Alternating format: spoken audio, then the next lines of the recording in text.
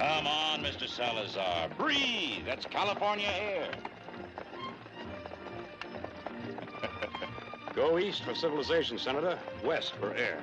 Something like that.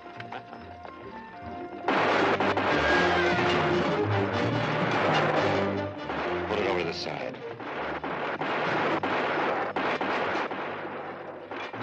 Take it easy, Senator. They work for us. They're here to welcome you.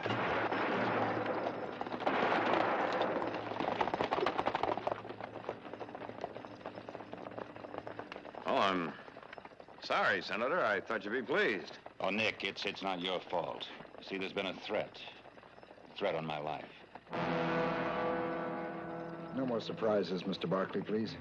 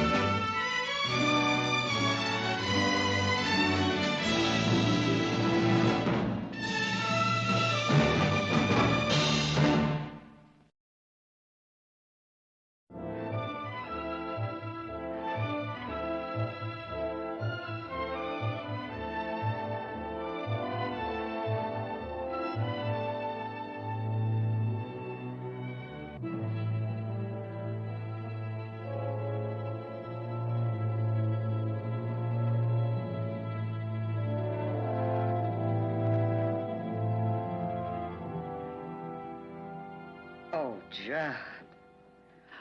Judd, you shouldn't have. Mother, it's so lovely. She's lovely.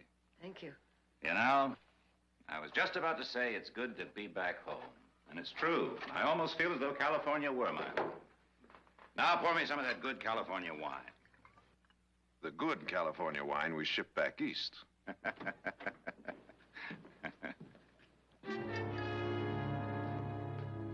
Well, if you'll excuse me, Senator. Senator! Senators live in Washington, D.C. Here it's Judd. I won't even accept a Mr. Rosen. Just Judd. Judd.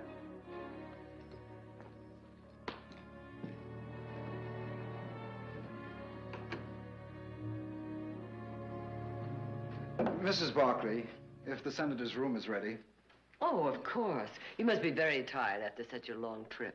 Me? Tired? Show me a dragon to slay, a mountain to climb. I'll show you a staircase to climb. Or would you please show the gentleman to his room?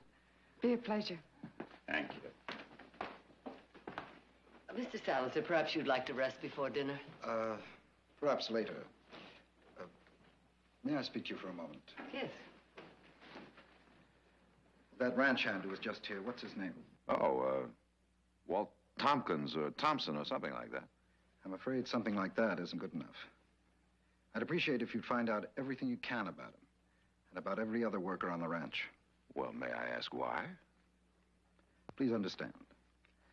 A man like the senator, wherever he goes, whatever he does, the nature of his office, his responsibilities goes with him. They follow him. But that isn't all that follows him. Personal enemies, threats against his life. There is right now a threat against the senator's life. And we have reason to believe this time there'll be an attempted assassination. Oh, that's difficult to believe. Judd is so revered, so loved. And hated and feared, like all men in positions of power. Think of his life. A gunman, a town tamer, a lawman, United States Marshal. Think of the men that he has caused to be arrested. The dozens that have died under his guns. It's not so easy being a living legend, is it? I advised him against this trip. He insisted. You're his best friends. He loves you. I think he feels safe with you. I hope and pray he's right, because his life is in your hands.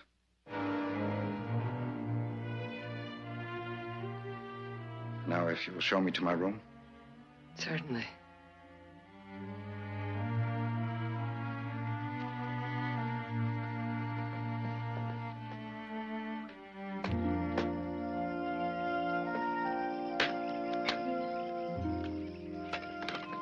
Judd, that's enough. Yes, I guess I'm getting a little carried away. Well, just carry enough to heat the coffee.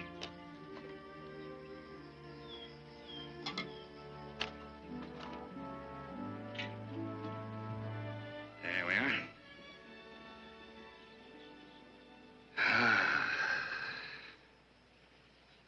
You know, for the first time in years, right here, right now, I feel young again. I'm glad I came, Victoria. I'll second that motion. Salazar and some of my advisors tried to talk me out of it, but I wouldn't be talked. No, sir, I had to get right back here, right where it all began. Get a chance to breathe. Begin to renew myself. Well, don't expect any sympathy from me because you never looked better in your whole life. Well, that's good to hear, even if it's not true. Tis true. Well, I'd hate to have to ride out after the Manville gang tonight to prove it. Well, thanks to you, there's no Manville gang to ride after tonight or any other night. You thank me. Heaven knows how many. Oh, Judd, be careful.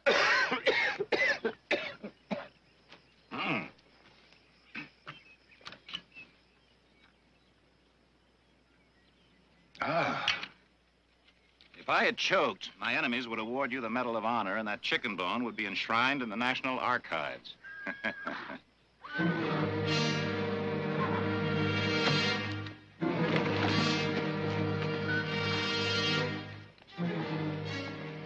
Did you see him? Yes. The same man. Tompkins. Well, I couldn't tell, not from this distance. Same man.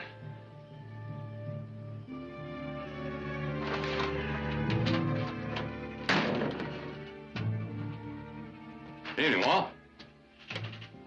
Evening. Well, looks like the boys went off and left you all by your lonesome, huh? It's Saturday night. You know how that goes. Uh-huh. You're, quite a loner, aren't you, Walt? Well, that's my privilege now. Yet for a man who likes his privacy, you get around quite a bit, don't you? What's that supposed to mean? Oh, you got any questions? You far away. I haven't got anything to hide. You were out on the East Range this afternoon, were you? Look, you know where I was. I was out collecting strays on the North Ridge. Well, while you were out on the East Range, did you see the senator and my mother? Look, I told you where... Well, Heath sent me riding back here. I may have cut across the East Range. I don't rightly recall. Walt, I asked you while you were out on the East Range if you saw the senator or my mother. Now, that's a very simple question, isn't it? Well, maybe I did. What does that prove? Nothing? Yet?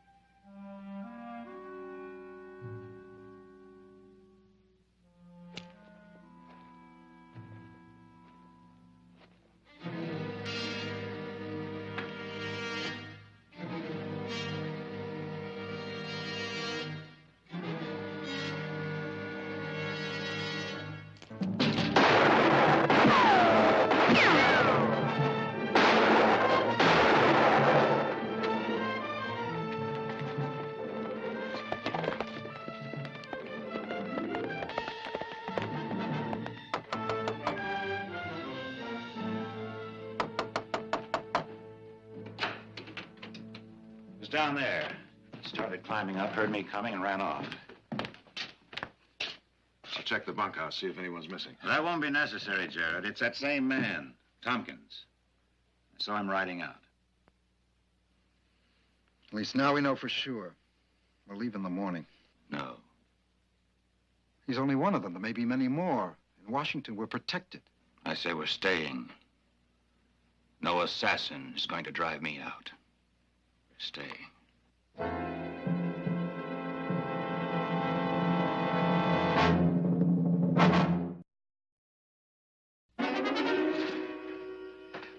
All right. Ride into town. Make yourself a target for every... All right. Go. But at least let me go with you. Nope. I promise you, I won't interfere with your pleasure. Part of my pleasure is to be left alone. Che tirco. I heard that. Next time, make it in English, loud and clear. You're stubborn. I don't know what I'm going to do. That's better. Much better. Mr. Barkley, are you going into town? Yeah, need a lift? Thank you. Mr. Senator, it seems like you have a ride into town. Thank you, Salazar. All right, Heath, let's go.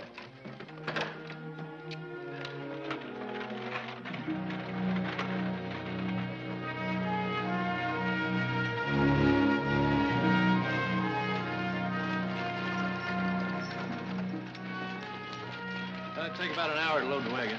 Oh, take as long as you like. Longer. I'll manage to amuse myself. Yeah.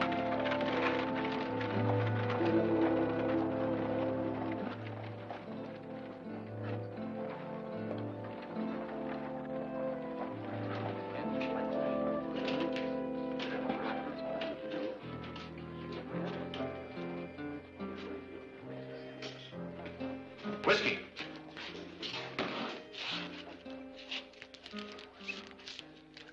Leave the bottle.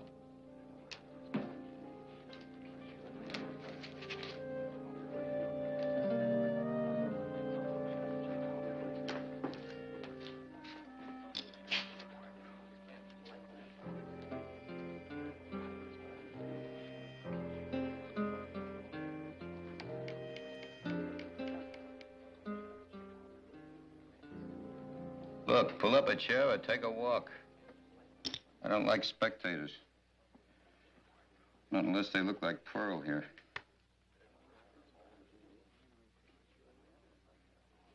I'll consider that an invitation. That's the senator. Jed Robeson.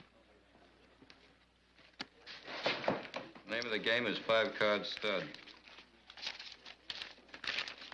The deal's to you, Senator.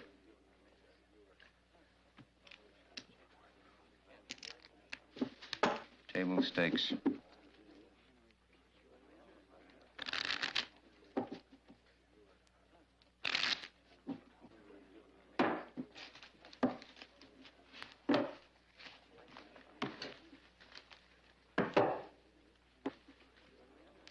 Wait till I tell my wife. It sure is an honor, sir. It sure is. You bet.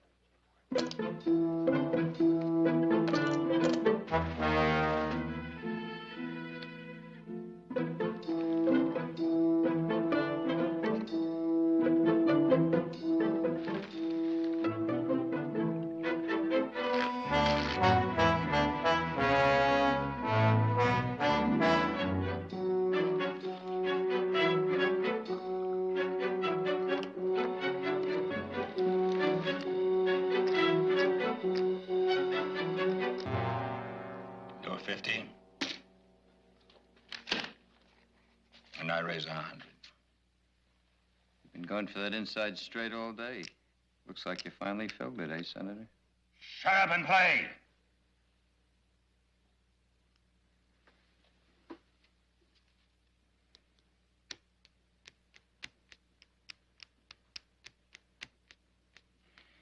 Well, I'll see and raise you 50.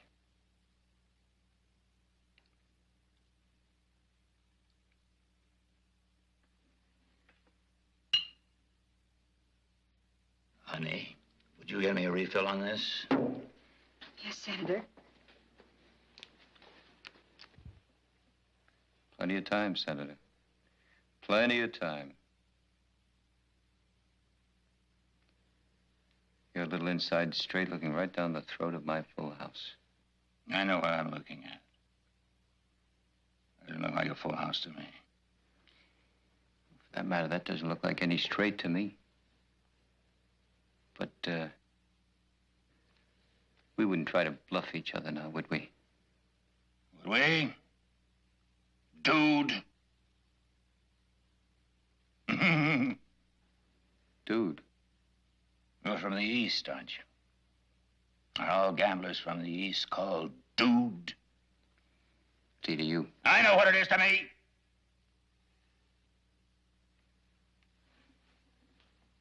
I know what you said is your name. I still say it's dude.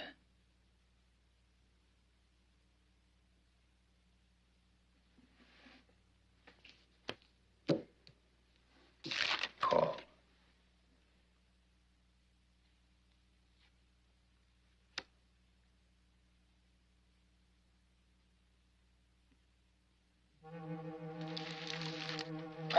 Bottle of whiskey!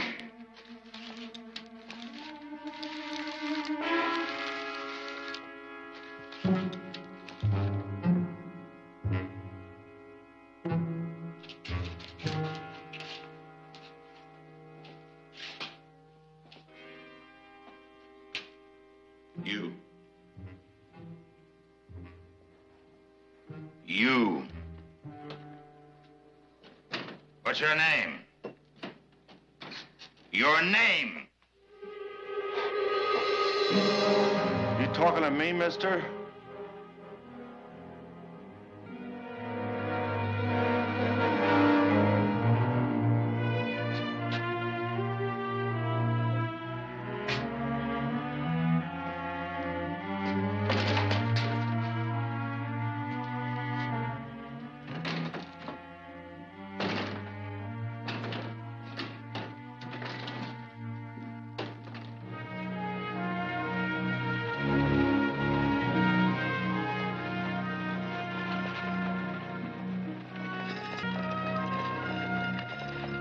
Well, that was quite a display I put on back there.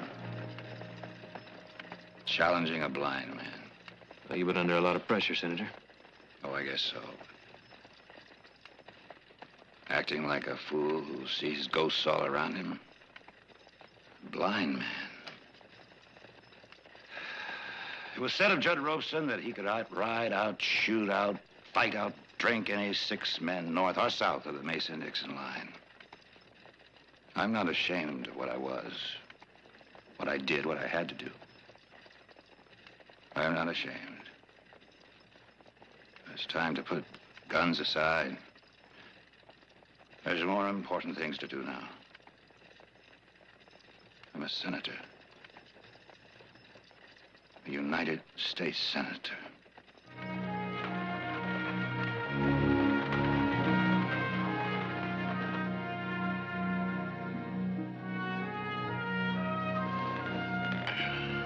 Salazar? Yes, sir?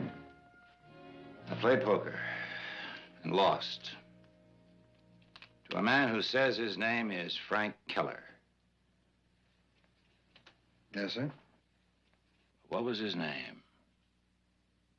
St. Louis, about 12, 15 years ago. A gambler, dapper, dude. Dude Madden? Madden, that's it. What did he look like? Tall man, big hands, deep-set eyes, and that mouth, that grin, taunting. Suddenly I can see him. I can see him almost like it was yesterday. First thing tomorrow, I'll ride into town and have the sheriff check on Keller. He may have some information on him already. Tomorrow morning? First thing. Good night, Senator.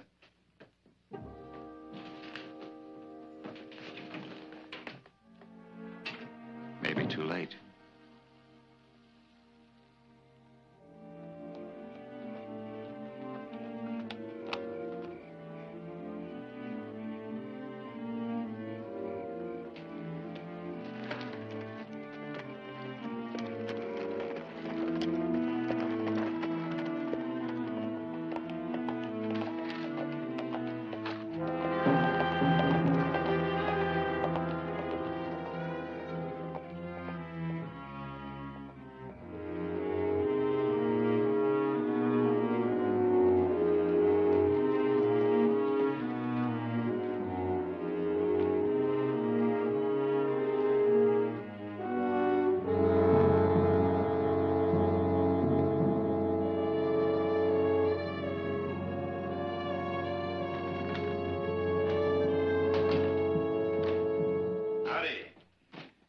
evening again, Senator. We're about to shut down. Whiskey. Can I buy you a drink, Senator? I'd be proud to. Oh, some other time. Thanks. That gentleman and I played cards with this afternoon. Keller. Keller, yes, of course. Keller. That's what he calls himself. Plays a pretty good game. At least I think he plays a pretty good game, you know. Well, he's played a hand or two in his time, I'll wager. How long has he been hereabouts? Just a few weeks. Any idea where he lives? The hotel right across the street. You looking to bend another deck with him? Could be. Well, you'll find him ready. You think so? But no so. As a matter of fact, he said, if you want another crack at him, he'll be ready.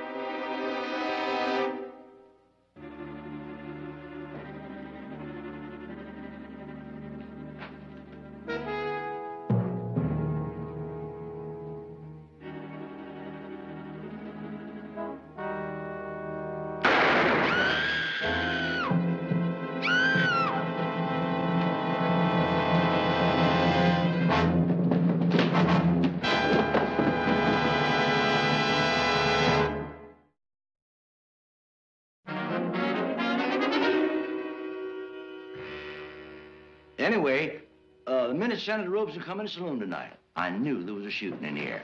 How'd you know that? How'd I know? I'll tell you how come I knowed. Judge Robeson's the fastest gun I ever seen. Maybe the fastest gun of his time. I know because I seen him. I seen him challenged once in Abilene, Kansas. Judd, he tried to buy out, but this punk kid wouldn't let up. And I seen this look come into Judge's eye. And I said to myself, that kid's done talked himself to death. Now, 15 or 16 years later, tonight, I seen that same look come into Judge's eye. A few minutes later, Frank Keller was dead. Charlie, did you actually see the shooting? You blamed right I seen it. I come to the top of them steps, took a peek down the corridor. I seen Frank Keller come out of that door into the corridor, had his gun in his hand, carried it. He was cocked, ready to fire. And Judd, he had to clear his holster first, take aim and then fire.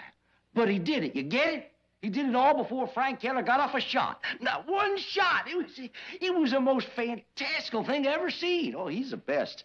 Best there ever was. And I seen him in action twice. Jared, anything you want to ask him? No, I don't think so, Sheriff. No, that'll be all, Charlie. Yeah. Thank you. Senator? Miss? Pearl Adams. I work at Marty's saloon. Kind of, wait tables. I know where you work, miss. Now, what happened tonight as you witnessed it? Well, Frank, I mean, Mr. Keller, he invited me up to his room for a drink. There's nothing wrong in that, is there? No. There's nothing to be nervous about, Miss Adams. I know that. It's just that, well, everything happened so fast. I mean, well, there was a knock on the door, and then Frank went out into the hall. Mr. Hodges said Keller came out of the room gun drawn. Gun drawn? Yes, you said earlier that from the way Frank left the room, you just knew that there was going to be trouble. Now, wasn't that because he was carrying a gun? Is that what he said? That Frank was carrying a gun? I mean, somebody saw Frank carrying a gun? Mm-hmm. Well, then I guess that's the way it was. I mean, I was scared. Oh, I was just so scared. One minute we were just sitting there, and the next he was lying out there in the hall. I was just so scared. I think we understand. Thank you. You can go now, Miss Adams.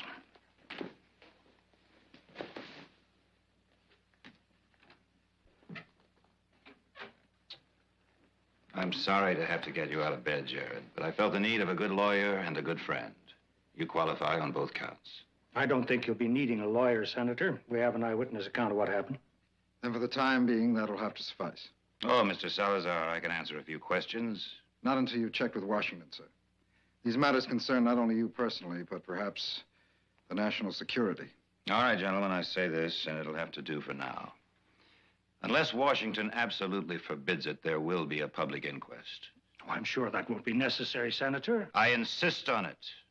After all, my office does not give me the prerogative to go out and shoot people and sweep the facts and the body under a carpet as if neither were of any import.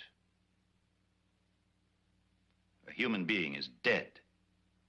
The American people are entitled to know why. Well, I don't think the sheriff had any intention of sweeping anything under the carpet, Judd. Very well, we're in complete agreement. Right now, and this will be strictly between us gentlemen, I can say with reasonable certainty that Mr. Keller, not his right name, incidentally, was acting for certain people who are opposed to legislation I have recently introduced. You're saying, then, that he was a paid assassin? That's what I'm saying. And in a day or two, I'll be able to prove it.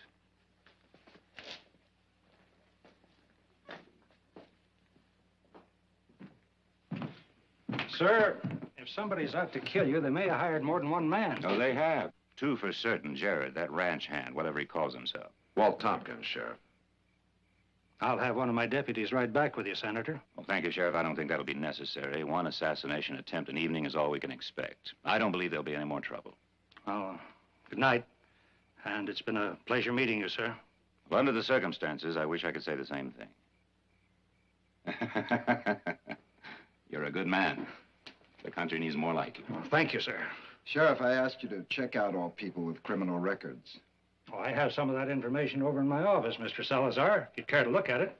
Thank you very much. I'll see you back at the house, Senator. Night, Jared. Sheriff? It's been quite an evening.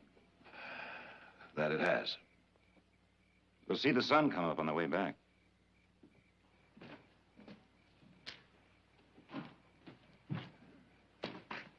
The whole thing seems so incredible, doesn't it, Judd? I know it sounds incredible, but in big business, politics, millions of dollars at stake, human lives at stake, wars hanging in the balance, to hire a man to kill a senator is child's play. Judd, if you suspected that Keller was an assassin, wouldn't it have been wiser to warn the sheriff to keep an eye on him? I guess I'm used to doing things myself. Jared, I thought if I could talk to him, sound him out, I might be able to. Well, you know what happened. He came out of his room with his gun drawn and... Yeah. Well, we better get back to the house. I think you can use some rest.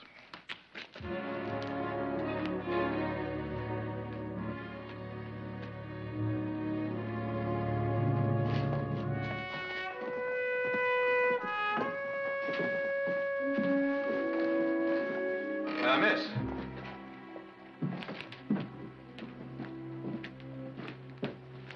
Good morning. Are you leaving? That's right. I see. Well, may I? Tell me, does the district attorney know about this? The district attorney knows nothing and wants to know even less. You'll forgive me, but what's that supposed to mean? Oh, come off it, Mr. Barkley. You're the senator's lawyer, his friend. You're part of it. Part of what? Never mind. I have to go.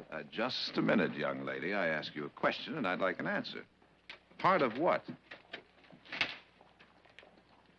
I want you to understand something. I may be the senator's defense attorney, but both the senator and I want nothing but the truth to come out in that court. So if you know anything at all, to either deny or corroborate that defense, I'd like to... Which was that Frank had a gun, that he was waiting up there in the dark to ambush the senator, that some people paid him to do the job, What a joke, Mr. Barkley. What a stupid joke. Ask anybody who knows Frank Keller. He never carried a gun, never. Can you prove that? I spent enough time with him that I can prove more than that. Besides, I was there when it happened. Remember, Mr. Barkley? Go on. I was in the room. I didn't see a thing. You realize I can have the district attorney subpoena you, force you to come back here and testify. Testify to what, Mr. Barkley? That I could see through a closed door into the hall? Testify to what? No matter what I say, it wouldn't matter. People already made up their mind. By the time you and the district attorney finish questioning me, well, about my line of work, whether I ever spent any time in jail, do you think there'd be anybody taking my word? Come on, Mr. Barkley. I'd probably wind up in jail for perjury. I'm sorry, Mr. Barkley.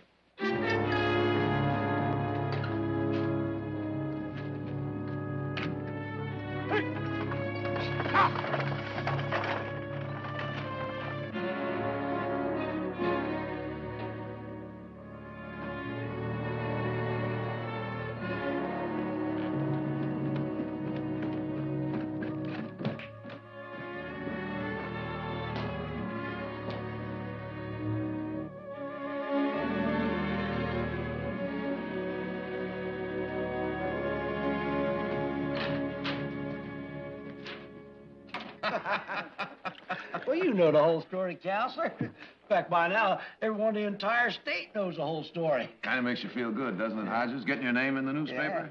Yeah. Just like being a celebrity. Yeah. Yeah. Well, not that I care. I never looked to be in a public eye. Oh, no. But you know what interests me? What you told the sheriff. You said that you could just see there was going to be a killing by the look in Judd's eye. That's right. Most men I know would have run away from trouble like that. Not right into the teeth of it. A man shoots as straight as Judd ropes and not much danger of hitting poor little old me. Besides which, you made darn sure you weren't in a line of fire, right? All right. Keller's room's around the bend in the corner. Man can hardly get hit standing near the stairway. I'm no hero, that's for sure. Can't get hit. Can't see around that bend either. What are you driving at? Just this, Hodges. You never saw Keller coming out of his room, and you never saw him holding a gun either. Do you know why? Because he didn't have one, did he? Did he, Hodges?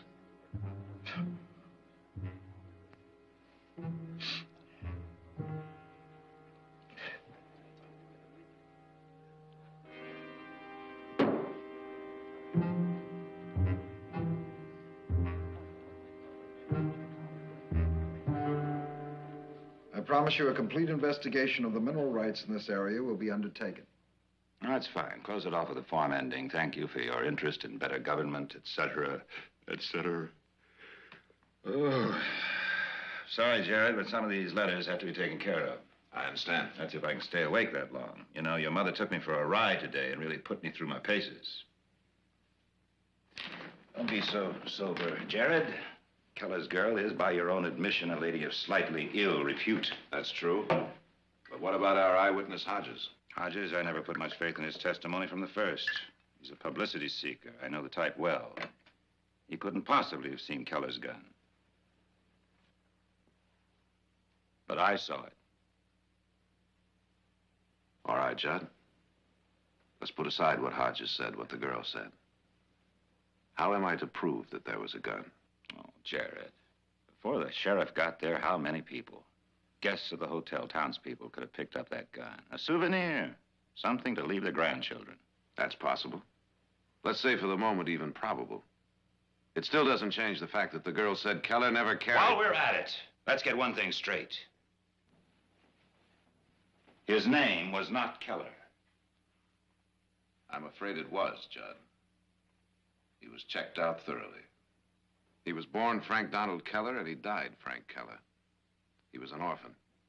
And there's no indication that either he or any member of his adopted family ever ran afoul of you in any way.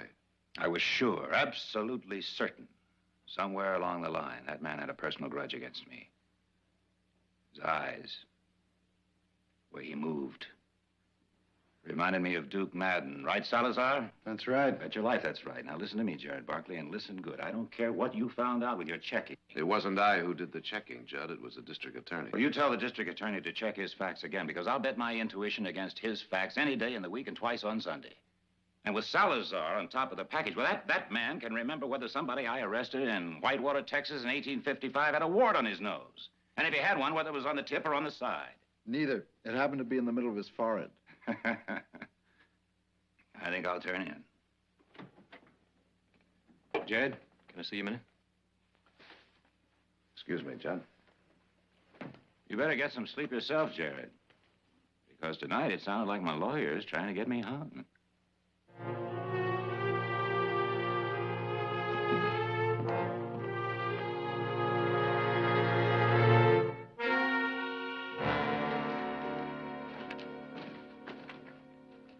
What'd you send for him for? I wanted to see Nick and get my wages. You ran out without waiting to collect those wages. Why? Look, I didn't exactly run. I was run out, Mr. Barkley. What were you doing under the senator's window that night? I was just taking a walk. Just taking a walk, huh? That's right. I was just taking a walk. Look, ask any man in the bunkhouse. For a fact, I don't sleep good. I never have. So once, maybe twice a night, I get up and walk around a bit. You walk around, all right. Not 5 minutes after the senator arrived, you walked right into the house to gawk at him. Look, I was sent to get Nick. And as for gawking at him, he's a famous man, a senator, a gunfighter, and you don't see men like him every day. Maybe. But if it's all so innocent, that still doesn't explain why you ran. Now, Jared in Walt's shoes, taking a walk at night. Somebody takes a shot at you. Maybe we'd have run, too. Jared, in town yesterday, I saw Judd come within 1 second of shooting down a blind man. Look, Mr. Barkley, when I realized that Judd Robeson was shooting at me, and from the first, he'd been looking at me. Look, I don't know how to explain it. It was like he was sizing me up for the kill.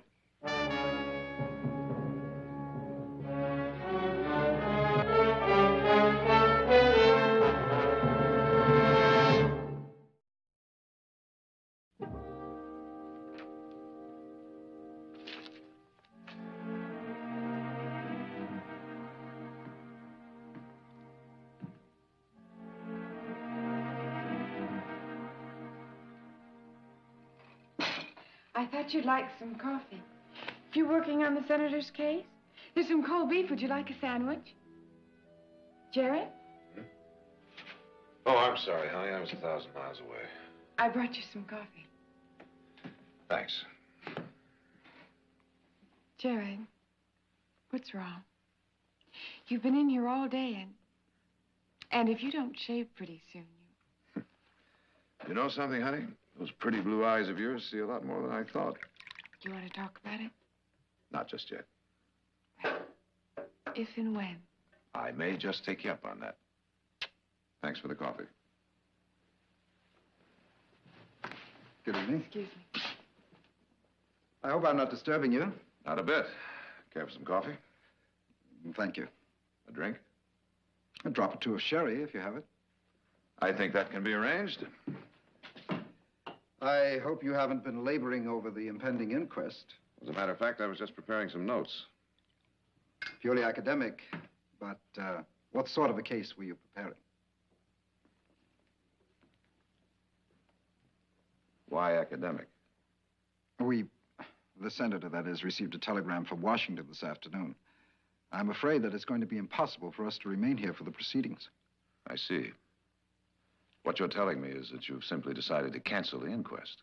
I'm afraid we must, much as it pains the senator to do it. If my memory serves me, Mr. Salazar, it was the senator who asked for the inquest. As a matter of fact, he insisted on it. Mr. Barkley, it was a mockery at best. The facts of the case were public knowledge. The verdict was a foregone conclusion. Was it? Well, you were to be his defense attorney, Mr. Barkley. Surely you know that the killing was justifiable homicide, self-defense. It's excellent sherry, Mr. Barkley. Excellent. Thank you. Good night.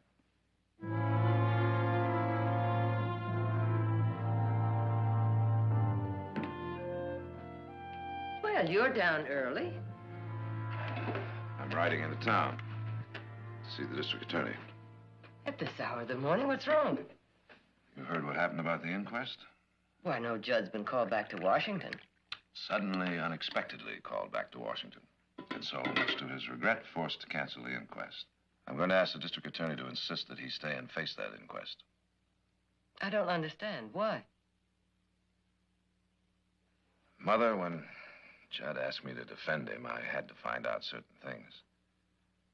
Things that don't go down easily. What things? Jared, I want to know. What things? All right. I'm convinced that the man sees ghosts. Ghosts out of his past that have come back to kill him. Imaginary enemies all around him. A man like that does have enemies, real enemies. Maybe. But Frank Keller wasn't one of them. Not nearly. But he thought Keller was an assassin. In Judd's mind, he had a reason. Yes, in his mind, he had a reason. But what if that mind is no longer capable of reason? I hope I'm wrong. But I've got to find out. Good morning. Good morning. My, that coffee smells good. Ah, Jared, just the man I want to see. Do you have a few seconds to give to an old friend, an ex-client? I take it you're not exactly overjoyed that I'm not staying for the inquest. Well, I'm not pleased about it either, but certain things have come up, matters involving national security. They dictate that I leave for Washington at once, and that's that. But if you're not satisfied, go to the district attorney. Have him issue a subpoena. Force me to stay. If Washington allows it, I'd thank you. Because, believe me, I have no desire to leave here under the slightest cloud. Even if it's only in your mind, Jared. I'm on my way to see him now, Judd. Good. We'll both hope he gives you satisfaction. If you'll excuse me. Well, Judd, how about some ham and eggs? No. Later. Victoria, what did he say to you? Nothing you don't already know. He just thinks you should be here for the inquest. Better that the truth comes out, no matter who gets hurt. Oh, it's touching. It's touching, your son's sudden, passionate dedication to the truth. Sudden Well, dedication? maybe not so sudden. I saw it coming from the beginning, his burning desire to defend me. But you wanted an inquest. You insisted on it. Brilliant. Give them credit for that, using Jared, my friend, my lawyer, in such a manner. Diabolical, but brilliant. Victoria, I didn't want to tell you. I didn't want to believe it myself, but I have evidence now. Hardcore evidence, Victoria, that Jared is in league against me. Judd, what are you saying? Victoria, your face. Oh, sweet, wonderful woman. I was joking. I was joking. Well, now that's settled. You know, I can almost smell that good fresh air in here. That's what I'm going to miss most when I get back to Washington, almost as much as all of you. Maybe a good hard ride. Fill these old lungs. You, have my ham and eggs waiting for me, will you?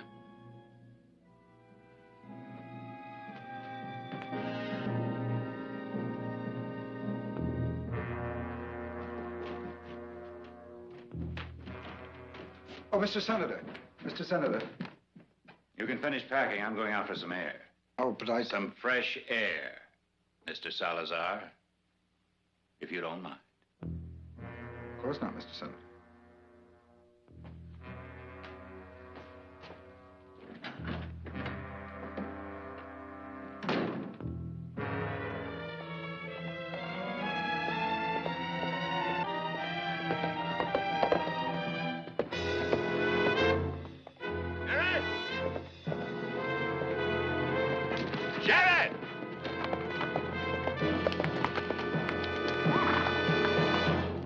Is it, Judd? Been thinking about your little ride into town. Maybe it's not in the best interest of all parties concerned. I think it is. You're trying to get me hung, boy. We both know that now, don't we? You and your friends. You've been bought out, Jared. You're in the pay of the devil. You and your big business interests, your vested interests. You destroy me rather than see my bill passed into law. I don't want to hurt you, Jared, but you're misguided and so dangerous. To yourself, to me, to this great country. We're old friends, Judd. You and your fellow assassins. You're in the pay of the devil. No words, no apologies can recall a Judas. Jared, it's too late. I'm not armed, Judd. It won't be as easy with me as it was with Keller. There'll be no witnesses to say I drew first. Oh, Jared. Jared. Why couldn't you have let well enough alone?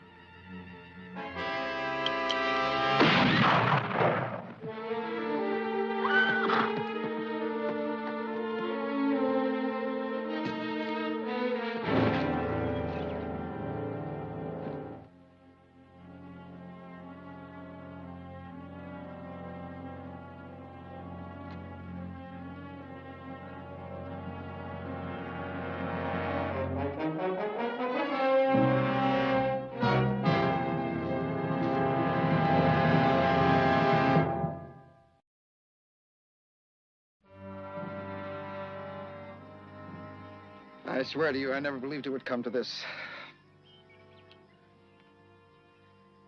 I hoped and prayed his visions, the hallucinations would pass.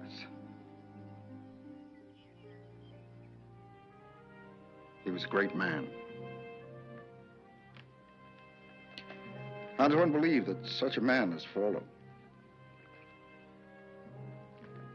It wasn't easy for me watching him disintegrate before my eyes.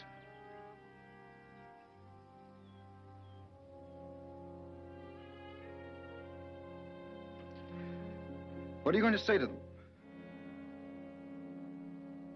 Just what you've told me. The truth.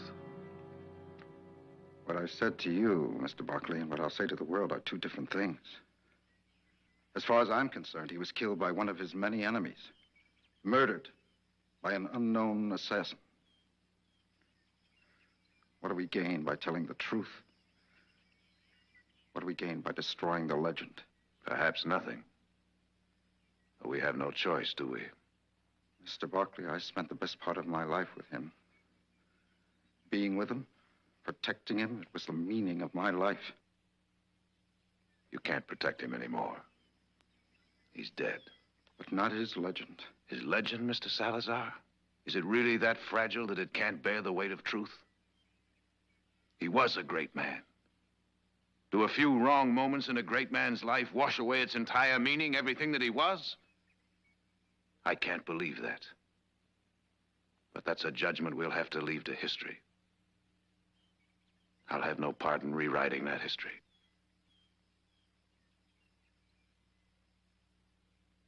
You've already paid far too high a price to hide the truth.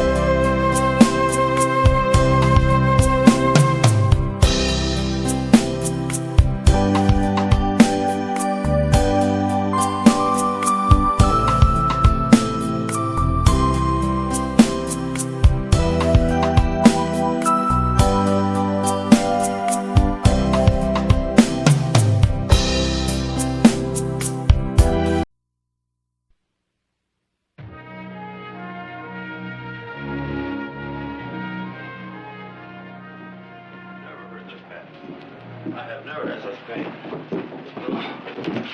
Well, I keep telling you, Nick, why don't you go in the dentist and have him yank it out? Well, maybe it don't have to be yanked. Well, then what's it ache for? This bad weather always sets in that bad tooth. Well, now, look, we're here. It won't take but a minute to go in and have it yanked out.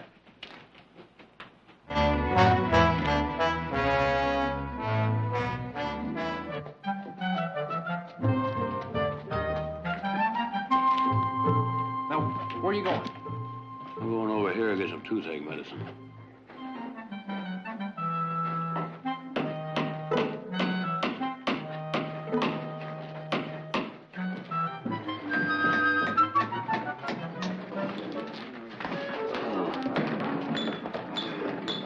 Give me a whiskey.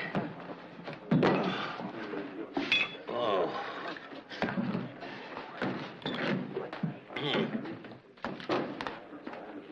Oh. I'll have a beer. I ain't got a toothache. You all have the same?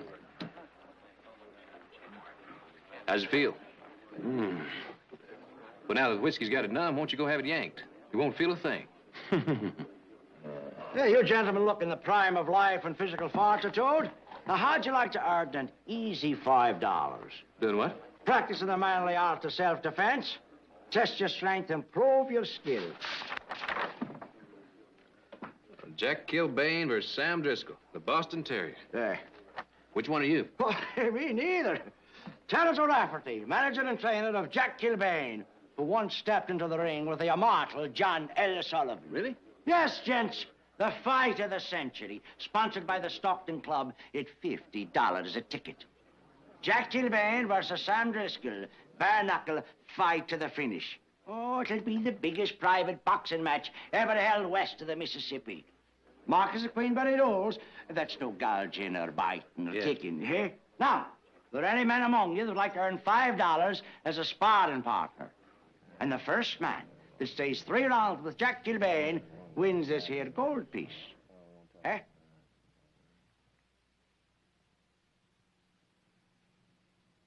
Oh, now, surely there must be some among you that have done some fighting. You can't all be lacking in the qualities of manhood. There you go, Nick. You get your tooth knocked out, earn $5, and save a trip to the dentist. Heath, when are you going to learn you're not funny? He talks. And I thought your friend was deaf and dumb. Give me another shot. How about that, Nick Barkley? You're always stomping and throwing your weight around. Now, why don't you mind your own business, Jonas? You just happen to be a little bit sore because I fired you off the ranch. Will I do the same thing again if I ever see you put a club to a horse? And don't you ever forget it. Ooh. Now, here's a man offering you a fight. How about it? Oh. Didn't want to start no arguments. If Stockton doesn't have a man to go 3 rounds with Jack Kilbane, I'll just keep me gold piece. We'll send to Sacramento for some men. Well, I guess it's up to me, Nick. Where'd I sign up? What do you want to do that for? What do you want to fight for? I used to box in the Army. What do you get for it? You get your brains knocked in while some yahoo watches. Well, it might be a shame to turn the man down. People might think there ain't no pride here in Stockton. Pride? Besides, the ideal of a Barkley knocking out the great Jack Kilbane, that kind of tickles me. Right here? Now, wait a minute. If anybody's going to fight in this family, it's going to be me, Nick Barkley. Oh, fine, fine. I'll see you at Brown's warehouse in 20 minutes.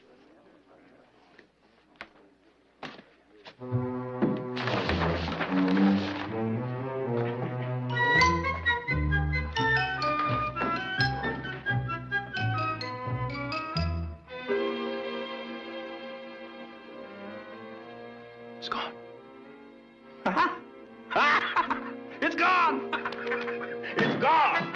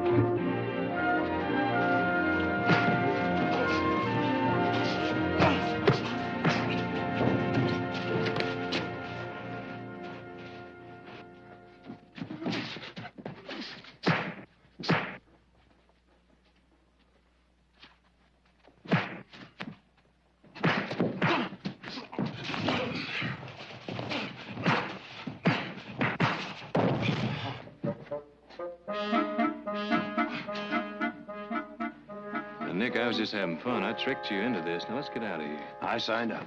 Well, they can get somebody else. That guy's nobody to fool with. Here we go. Here we go. Easy. Up.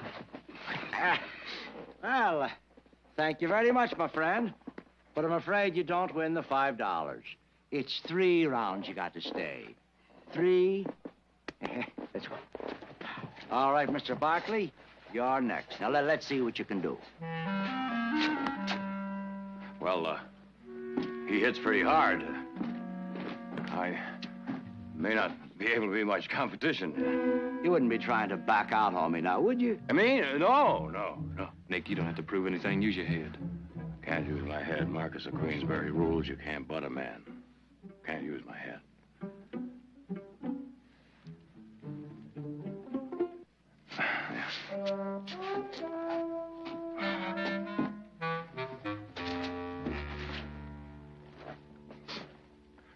Jack Kilbane. Nick Barkley. It's my brother Heath Barkley. Mr. Rafferty, you met Heath. You ever fight before? Me? No, well, just Army tournament stuff, nothing too much. Hey, mister. I'd like you to try to box Jack. Yeah. Make a move at you. Yeah. Now, don't be trying to take him out with one punch. Oh, no. Oh, that way you may last a few rounds, eh? Right. Now, Jack, I'd like you to move around a bit. Hold up on a punch. Make it last a little while. Yeah, sharpen up your timing. You need it, eh? Oh, yeah.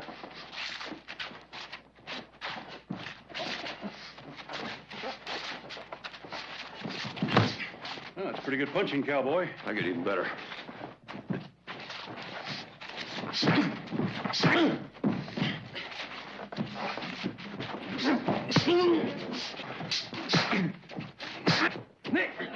Nick, that's enough.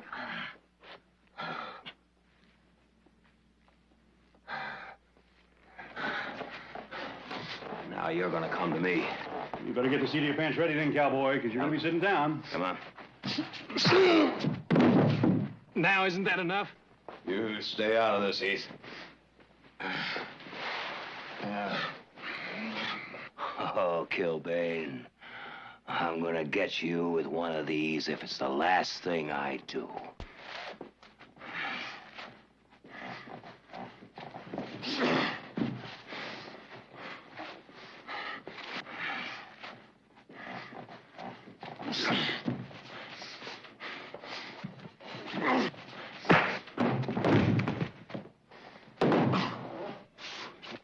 Well, you gonna be next, cowboy? No, thanks. Rafferty, I've had it for one day. I think I've had plenty. I don't know about you.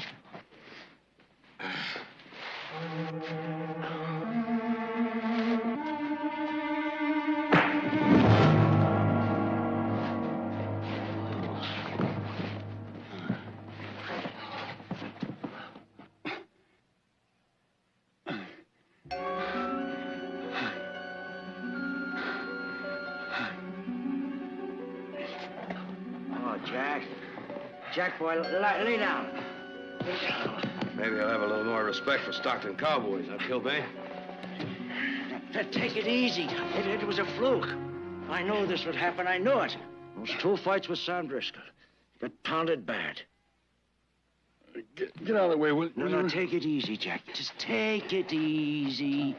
Here we go. I gotta finish the fight. He sneaked over a lucky one. No. I quit.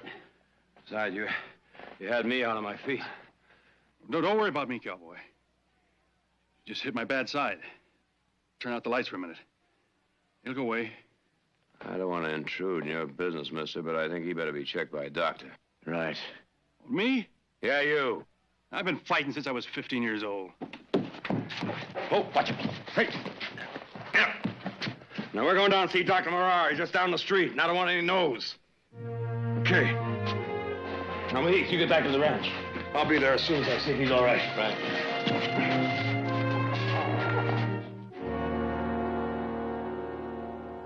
Doc, I tell you, I can see as good as anything. Oh, well, you just quiet down, stop arguing. Now, follow my hand with your eyes. No, don't move your head.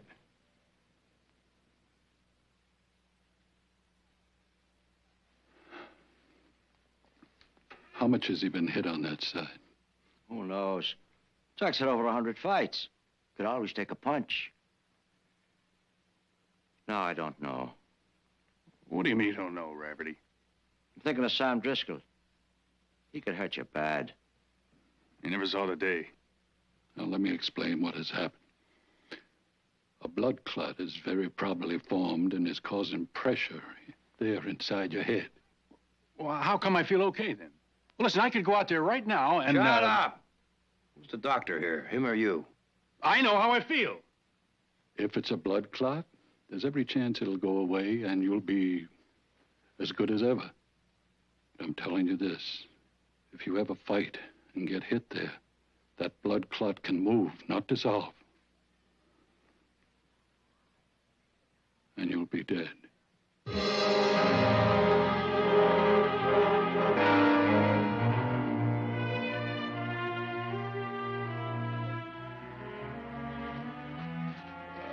How do you know? Can you see inside my head? No, Mr. Kilbane, I can't. But I know something about concussion. We'll cancel the fight. Cancel a fight? After I put up the guarantee, every red cent I've got. Chuck, it makes no difference. You've got to quit now, right now. Shut up, Rafferty. Quit talking like an old lady. There's a man in San Francisco who knows more about these concussions. Get him.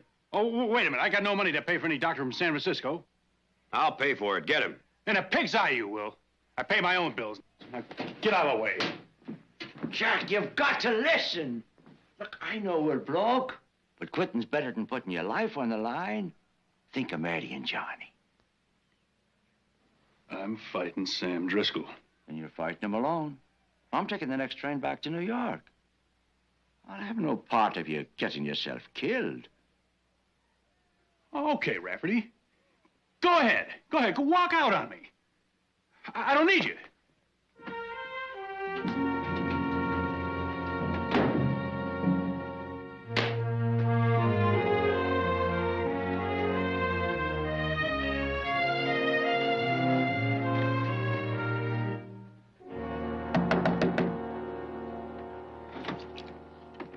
Well, I'll bet you're looking at the picture of your paw in there, ain't you? Yeah. Is he in? Pop's sleeping. He's in training right now, and... Hello. Oh. I'm Mrs. Kilbane. Oh, Mrs. Kilbane. Well, may I speak to you a minute, please?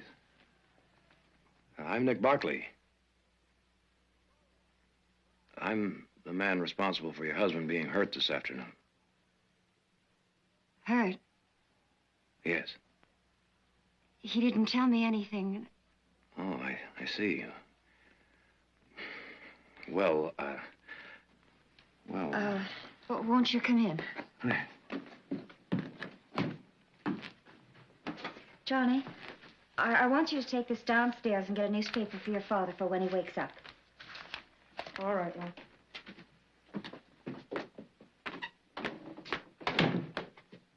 Well, where was he hurt? On the left-hand side of his head, where Driscoll hit him before. Doctor says if he fights again, well, he could be hurt pretty badly. Oh, dear God. Well, you've got to make him quit. And if you're worried about the guarantee money you put up, there is a way of getting that back, you know. My brother's a lawyer, and... I'm not looking for a lawyer, mister. Now, the doctor said you're in no condition to fight. I'm in good enough condition to throw you out of that window. Now get out of here. Jack, honey, you didn't tell me anything about getting hurt. If a doctor told you to quit, then Mary, what? Mary, since we're talking over family business in front of strangers, I'll make you a promise. After I beat Driscoll, I'll quit. Now, you can put Johnny in school like you wanted to, and we'll settle down. But don't ask me to cancel this fight. Now, what good is that going to do if what the doctor says is true, and you get killed? I've had over 140 fights. Nobody's killed me yet. And one lousy punch almost did it today, and it was my lousy punch. And I don't happen to like that. Well, what do you want me to do, crawl on my belly? Ask her brother for a job at his saloon tending bar? You seem to be more worried about yourself and your wife and your son. You take on a lot of nerve, cowboy. Just because you landed one lucky punch. All right. All right. Will you take a job? That is, if you're not afraid of work. Jack, listen to him, please. We got an empty house on the ranch. You can live there and earn a very decent wage. Oh, I'm not a ranch hand. Well, at least take it until you decide. You don't have to give up anything. You can go on training. Now, ranch work is the greatest builder in the world. Keep you really in shape. Jack, please. If you want to give it up later, you can. Go back to what you want to do. You can go back to fighting. But give it a try. Hi, Pop. I brought you the paper. Say, you ought to hear all the people in town talking about you. The way you fought Sailor Haggerty and Sullivan and... What are they expecting you, huh? Ma'am?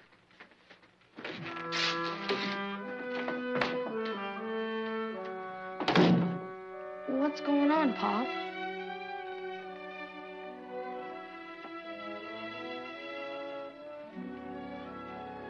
Well, we're gonna go live on a ranch for a while, son.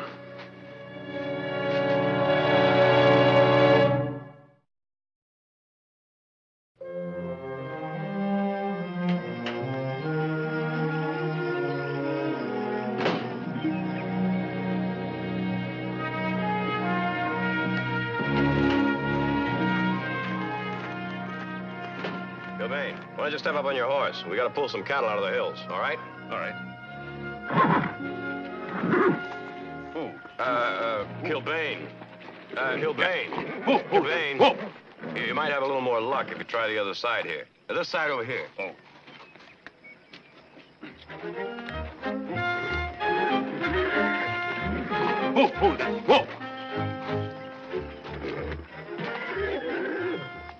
Jack, the rain.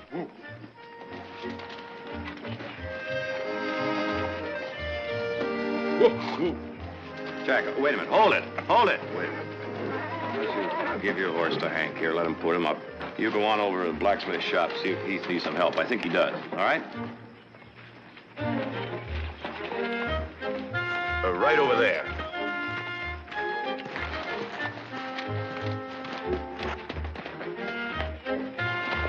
Come on. Get up.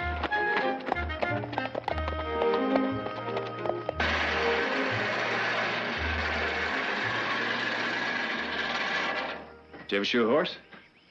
Well, you can't say I have. There's nothing to it. Tell you what, take this and clean the hoof off and get it ready for trim.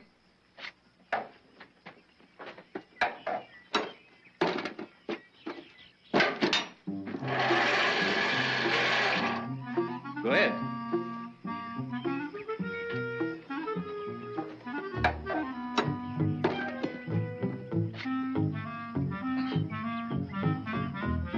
Turn around the other way and then tap him behind the leg. He'll lift it.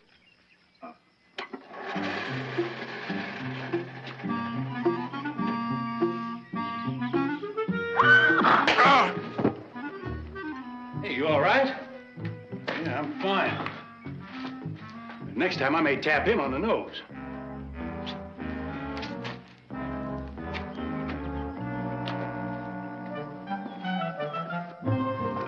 You stand still, Plaster. It's got to be done. It's got to be done.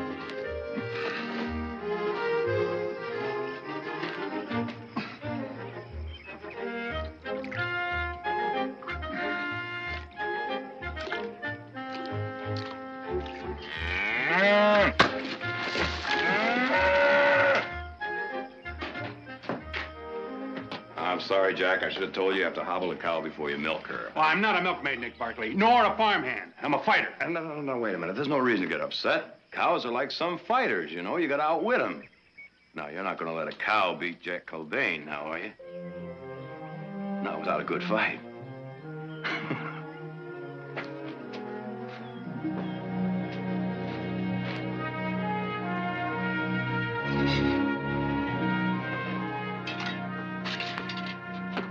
Here. Be careful, Playtime. I said be careful. Oh, hello, Mrs. Barkley. Mary, Mr. Mr. Kilbane. Miss Barkley? I hope your family likes pears.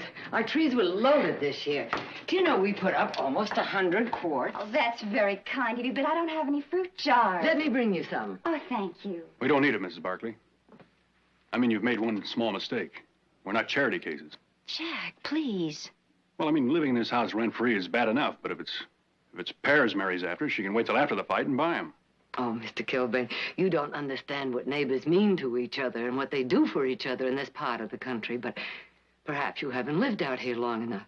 Mrs. Barkley, everything my family owns, I earned with ease. I don't owe anybody anything, and I've never taken any handouts.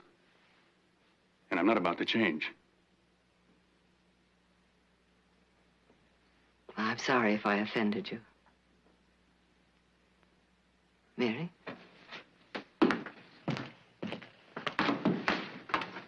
Mrs. Barkley. Thank you. You're welcome.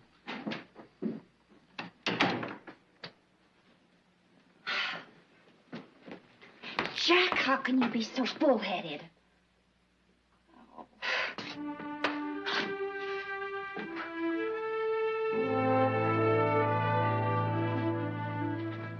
You better sit down and eat your breakfast, son.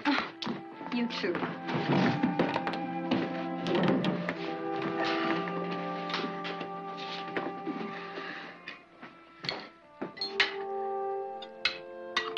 You're not going to grow if you don't eat.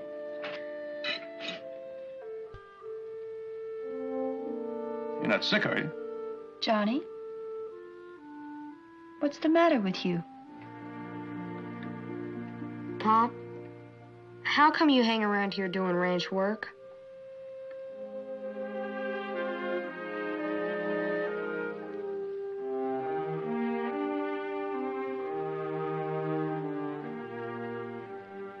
Are you gonna quit the fight? Johnny, where'd you get such a notion? I rode in town with Mr. Barkley, and some of the people were talking. They said you were going to. Oh, you're all mixed up, son. Well, that's the silliest story I ever heard. Me quit? Jack, if you don't tell him, I will. Tell him what? About the doctor. What doctor, Pop? Mary, you don't know what you're talking about. Jack, the doctor said... Mary, he wasn't serious. Only a woman wouldn't know he was joking.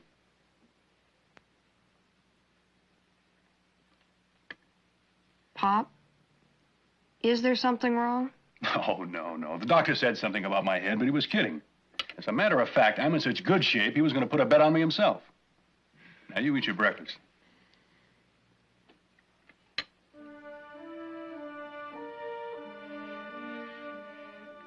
Well, I guess I better be getting to work.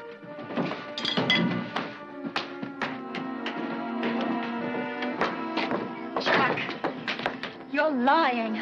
To Johnny, to me, to yourself. Mary, there's absolutely nothing wrong with me. Jack, is that the truth? Oh, Jack, don't be wrong. Please. Oh, please don't be wrong.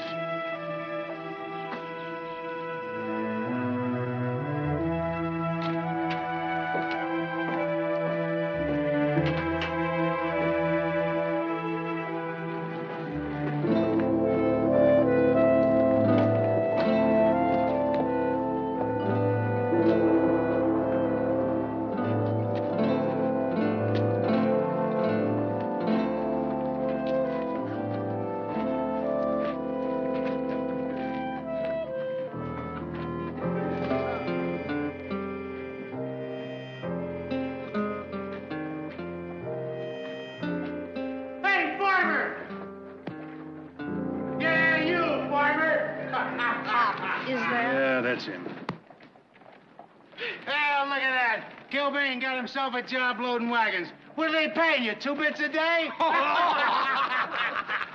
Sweeping out barns and milking cows. Finally found your proper calling, eh, Jack? Well, I see you still got the same big mouth, haven't you, Driscoll? Hey, I hear you're backing out of the fight. What's the matter? You scared? Damn, those jobs are so hard to find. Maybe I can put a word in for you. Sweeping out saloons. Or you can put your kid out in the street dancing for pennies. Hold it! Hold it! Hold it! There's no money in street fighting. Well, what about it, Kilbane? You gonna back out? All right, Jack. Come on, I just want to get you riled up. Now, come on. That's where you were wrong, Driscoll. You're gonna get all the fights you can stomach. Where's Flaherty, his manager? He had to leave town.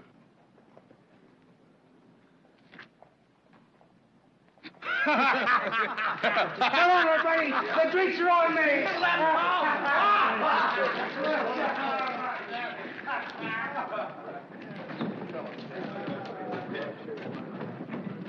Come on, forget it. Come on. Well, we better get our stuff. We're gonna be moving back into town. We got a lot of training to do.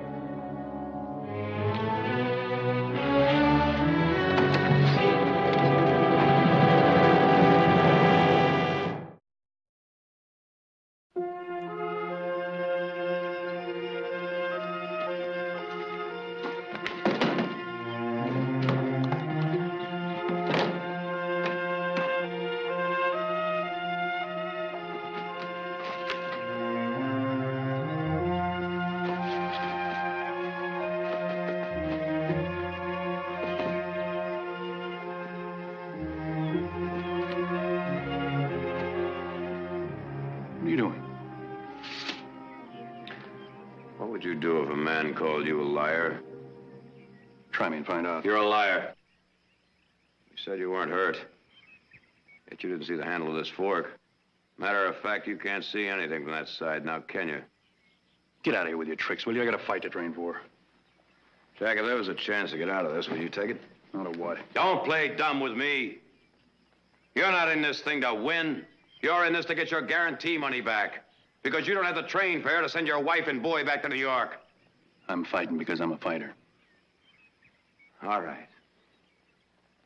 If there was a chance to get that guarantee money back, would you take it? Driscoll would see me dead before he'd give me a nickel. Huh?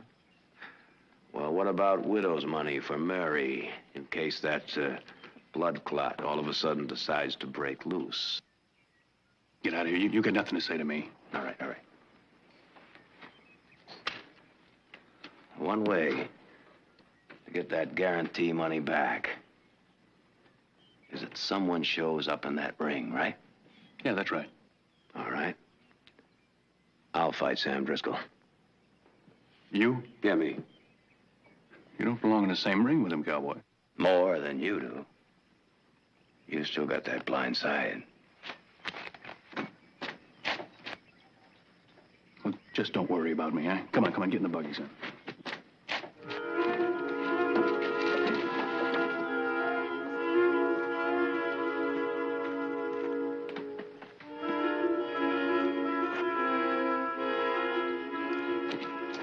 Jack, why don't you stay here and train? We can fix up a little place in the barn.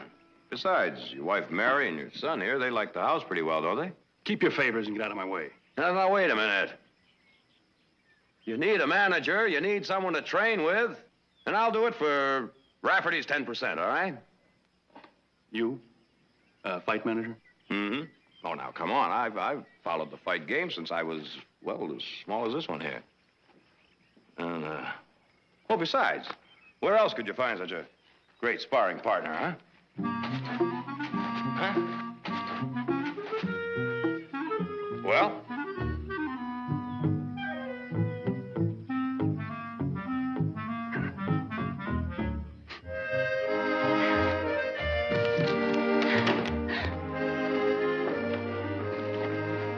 Here you go, son.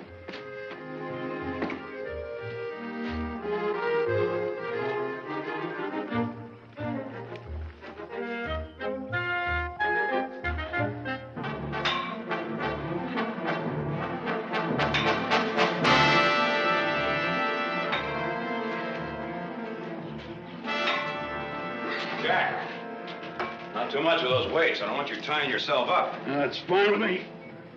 Soak your hands in salt water? Yeah, Brian, thick enough to pickle a hog. One split knuckle will be the end of it, you know. Yeah, don't worry about that. All right, start punching his bag. Make believe it's Driscoll. Keep punching till I tell you to quit. Go ahead.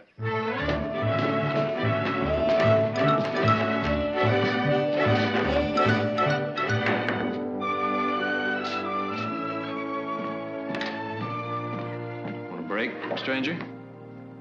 Yeah, I'll break. Never thought we'd be going out of the ranching business, did you, Heath?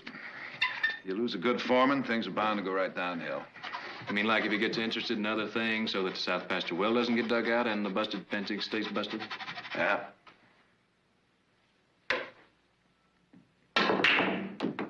Nine and 15. Very sloppy, but effective. Funny a man raised on a ranch suddenly loses interest in it.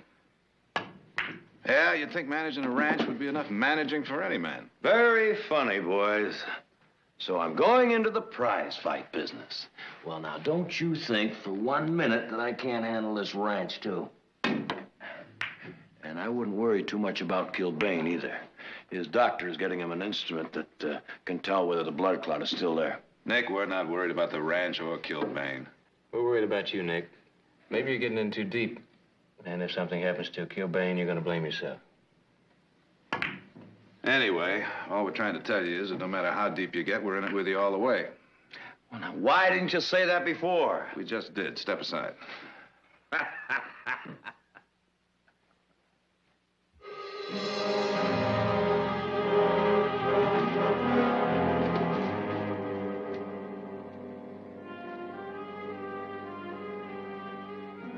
Jack.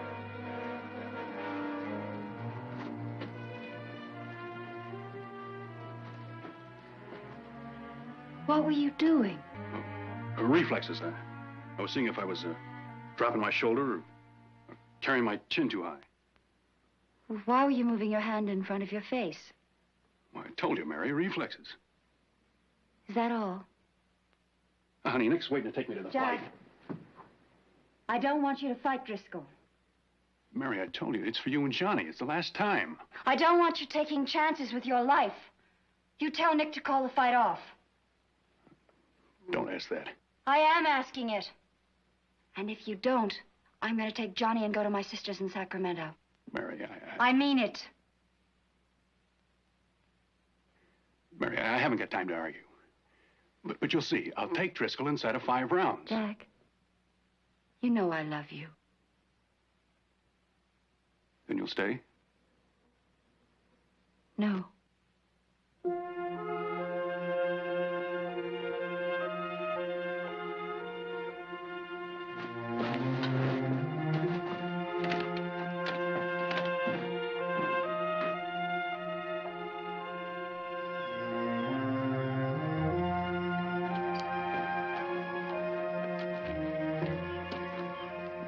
Well, Heath should be back pretty soon. How do you feel?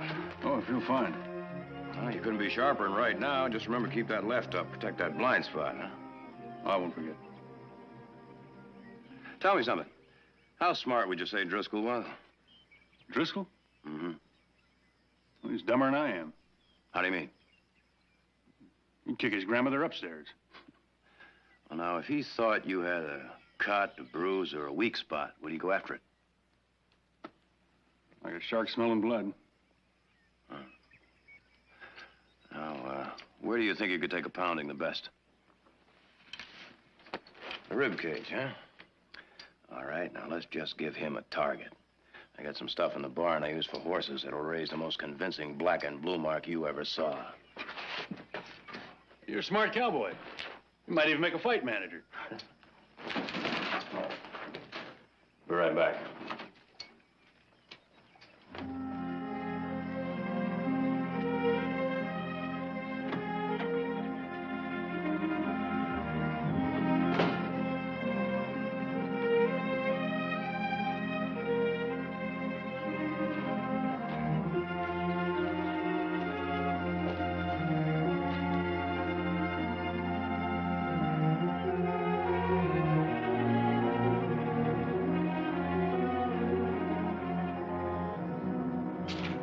Today's a big day, huh? Yeah. How's the eye? I'll be carrying my left hand high. He won't land on it. No, you're going to protect those ribs. You show him you're scared of that left side, and he's going to pound you there all day. Now, Jack was telling me that Driscoll is like a shark, so we figured we'd give him a little bait. Was this part of the strategy? Uh-huh. Come on, I'll tell you about it on the way.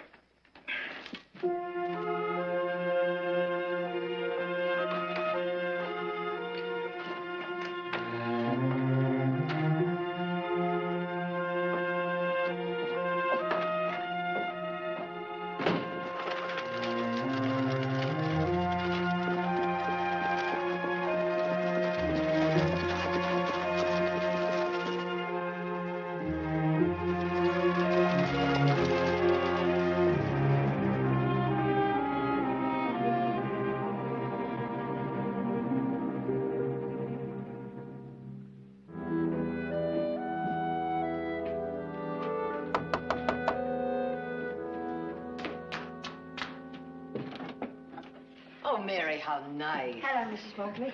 Come in. I was just about to have some coffee. Oh, no, thank you. You see, I just came to say goodbye. Johnny and I are leaving for Sacramento on the 9 o'clock train. You're leaving before the fight? Oh, yes. Well, can you tell me what's happened? Well, I have a sister who lives in Sacramento. Oh, I've been promising to see her. Show Johnny off. Oh, she's never seen Johnny. He was born in New York. All right, that's not true. I'm leaving Jack. He thinks more of fighting than he does of Johnny and me. Oh, no, Mary, that's not true. It is. Mrs. Barkley, I can't take it anymore. Fighting means more to him than his own life. And I am no good at waiting. Waiting for one good punch from Sam Driscoll or some other fighter. I want to be far away. Well, Mary, distance isn't going to put you far away from him. Why don't you wait until after the fight and have a talk with him and then... No, I've talked. He's made his decision and I've made mine. Mary... No, please, Mrs. Barkley.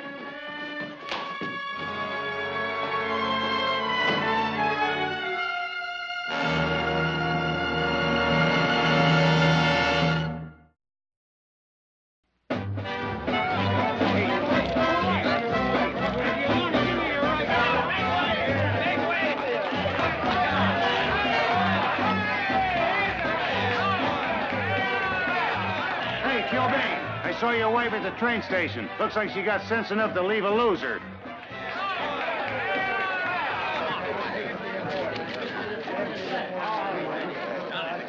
All right, Ben, come to the center. Kilbane, you've got an injury. There'll be no contest, no fight, and all bets off. Looks much worse than it is. Come on, let's go. What are you trying to do, back out, Kilbane? Just watch me. Let's take a look. Said it's all right. Come on, let's go. Well, all right. You fellas know the rules of government boxing in this country. I want a good, honest, clean fight. There are no gouging in the eyes, no butting with the head, and no blows beneath the belt line. Any questions? Yeah, he fouled me in Tonopah, Nevada. You gonna watch that? Anyone commits a foul should be disqualified and the purse will be forfeited. Now shake hands, go back to your corners. When the bell rings, come out fighting. Don't try to make any false claims on me. Gentlemen, this contest is scheduled for 25 3-minute rounds and 1-minute rest periods. Under the Marquis of Queensby rules, introducing, in this corner, Jack Kilbane. And his opponent, Sam Driscoll.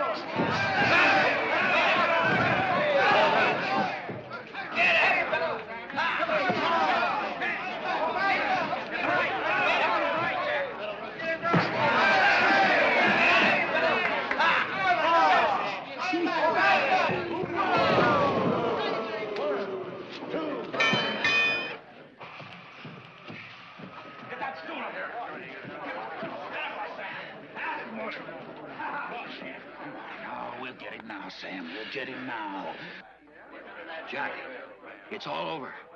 His manager's gonna realize what that right did to you. Do you hear me? Do you understand me, Jack? It's all over. His head. The weak spot is in his head, Sam. You got that? Banging on the left side of the head. You got him punchy. Work on those ribs. Keep him low. No. That's where he wants it. Get him on the left side of the head. The left side. Got it?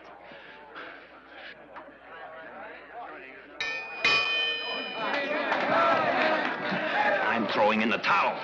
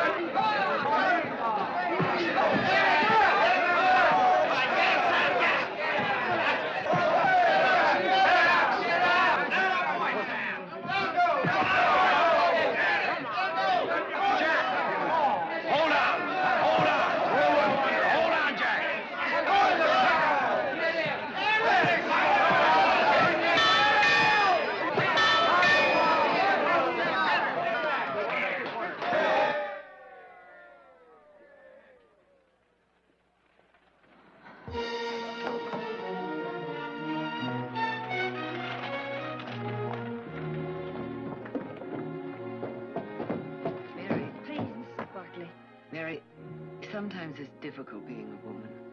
We don't always know what goes on inside a man, what he thinks, what he needs. To get himself killed, is that what he needs? He'll be dead, and for no other reason than his stubborn pride. Well, what would you do, Mrs. Barkley? I don't know. I don't know if I'd act any different. I just don't know. But I think it's wrong. You see, Mary, if you take away a man's pride, he might as well be dead. Your place is with him, Mary, no matter what.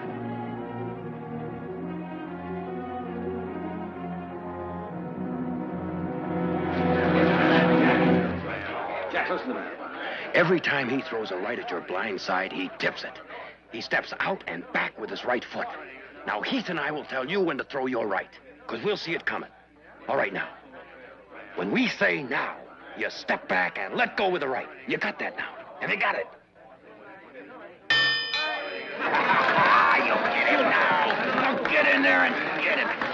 Sure, do you understand it? We say, now. You step back and let go with the right. Your fighter's got to answer the bell, mister. Do you hear me? Remember that. Now, step back, let go with the right. Go on. Come on, Punchy. I'll give you a bite of these.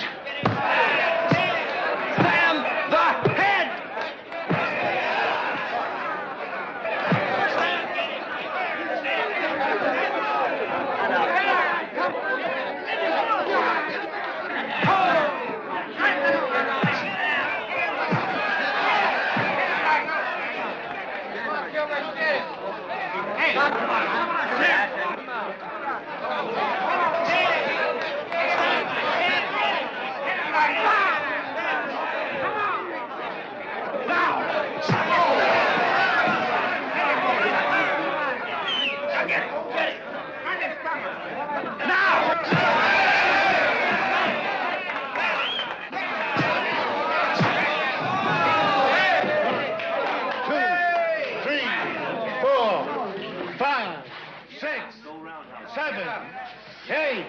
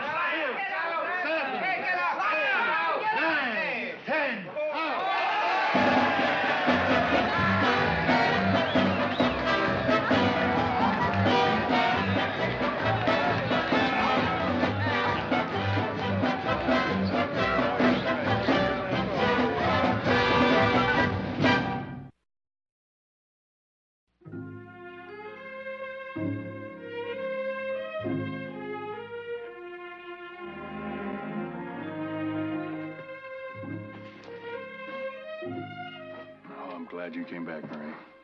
If you hadn't, it all would have meant nothing. Oh, I could never leave you, Jack. Johnny and I will always be with you. You know, I've been thinking, as long as a man has some brains left, he ought to be able to use them for something else besides a target. You don't mind if I don't go on a fight for the championship, do you? No. Oh, Jack. I guess I'm just bullheaded, honey. But it was a decision I had to make myself. Well, I've got me some money now. I guess I'll try something else. What, Pop? Well, I don't know. But we'll do all right, son. You ever think about being a farmer? Farmer? Uh-huh. You put about half of that stubbornness of yours into being a farmer, and you might wind up being a very prosperous man. Say, isn't that place down by Frenchman's Creek still available? Sure is. And from what they're asking, it could be quite a bargain. Well, maybe you got something there, cowboy. See you later. See you, Jim.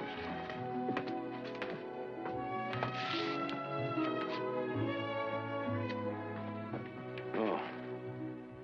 Oh, no. Oh, not that tooth again. Oh. Come on, I'll buy you a beer. Whiskey. Oh.